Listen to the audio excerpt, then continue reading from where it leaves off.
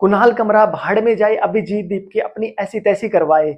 CJP वाले अगर अपना एजेंडा साध रहे हैं तो आप उनको कानूनी रूप से, कानूनी प्रक्रिया से आप उनको जेल के अंदर डालो। कानून तुम्हारे हाथ में। मैं बोलता हूं देश हित में, जनहित में जो भी अगर तुम कर सकते हो, अगर कोई गलत हरकत कर रहा है, मैं कह रहा हूं उस पर एनएसए लगवाएं। लेकिन ए पढ़े लिखे इंसान, मुझे एक चीज बताओ, जो तुम ये अनपढ़ों वाली हरकतें कर रहे हो, जो तुम सोच रहे हो कि पेपर लीक होने से तुम्हारे ऊपर कोई असर नहीं पड़ेगा, तो मुझे एक बात बताओ, ऐसे ही अगर पेपर लीक होते गए तो तुम्हारे बच्चे के भविष्य का क्या होगा? मान लीजिए कि आपके खानदान में कोई भी इंसान बीमार हो जाता है, बीमार होने के बाद वो अस्पताल में जाता है और अस्पताल में पता लगता है कि पेपर लीक में जिसने पेपर खरीदा था, भर्ती होने के बाद वही डॉक्टर आपके घर वालों का इलाज कर रहा है, तो क्या होगा उस टाइम पे? दोस्तों, भाड़ में जाइए ऐसी शिक्षा, भाड़ में जाइए ऐसी डिग्री जो आपको शिक्षा का सही अर्थ ना समझा पाए, जो आपको ये ना बता पाए कि गलत क्या है, ठीक क्या है। आज धर्म के पीछे छुपे हुए लोगों, कितनी चाटुकारिता और करोगे? कितनी चाटुकारिता कर करके तुम अपने देश के हित में होने वाली चीजों को भी भुला दोगे?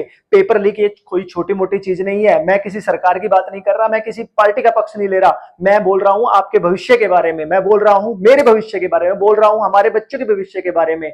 अगर आज भी ना जागे, इस चाटुकारिता को आज भी बंद नहीं किया, तो ये जल्दी ही बहुत बड़े विनाश का रूप धारण कर लेगी। धीरे धीरे धीरे धीरे ये सब जो चीजें हैं, जो एक मिडिल क्लास बंदा, एक जो गरीब तबके का बंदा सपने देख रहा है, वो सपने धीरे धीरे करके अपने आप ही खत्म हो जाएंगे अगर ऐसा ही चलता रहा। और मर्द बनते हो, मर्द बनने के लिए जिगरा चाहिए, मर्द बनने के लिए आपको सही को सही के बोलना पड़ेगा, मर्द बनने के लिए आपको गलत को गलत बोलना पड़ेगा। दोस्तों, पता नहीं ऐसा कौन सा धर्म है आपका जो चाटुकारिता की सारी हदें पार करने नहीं दे रहा।